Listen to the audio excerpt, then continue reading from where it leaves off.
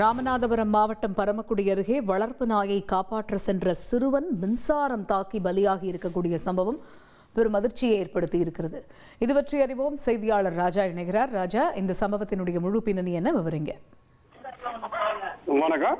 வளர்ப்பு நாயை காப்பாற்ற சென்ற சிறுவன் மின்வயரை மிதித்து மின்சாரம் தாக்கி பலியான சம்பவம் சோகத்தை ஏற்படுத்தியுள்ளது. பரம்பக்குடி அருகே நைனார்வில் ஒன்றியத்துக்கு உட்பட்ட பாப்பார் கூட்டம் கிராமத்தில் வசிக்கும் தருமர் மகன் கௌசிக் தற்போது 6ஆம் வகுப்பு படித்து வருகிறார். இந்நிலையில் தேர்வு விடுமுறையில் உள்ள நிலையில் என்னோட பிசினஸுக்கு ஜிஎஸ்டி நோட்டீஸ் வந்திருக்கு பாரு. உடனே ஜிஎஸ்டி எக்ஸ்பர்ட் பேசு. உடனே எப்படி கிடைக்கும்? பாஸ்வாலா பி தி பாஸ்.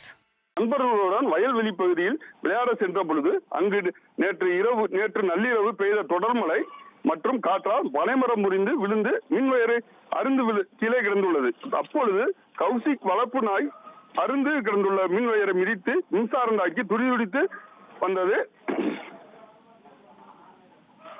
இதனை பார்த்த சிறுவன் நாயை காப்பாற்ற சென்ற பொழுது மின்வயரில் சிக்கி மின்சாரம் தாக்கி சம்பவ இடத்திலேயே பலியானார். பின் அவரது உடல் மீட்கப்பட்டு பரம்பக்குடி மாவட்ட அரசு மருத்துவமனை உடற்கூறு ஆய்விற்காக கொண்டு வரப்பட்டுள்ளது. இது குறித்து வழக்கு பதிவு செய்து நைனார்வில் போலீசார் விசாரணை மேற்கொண்டு வருகின்றனர். நன்றி ராஜா.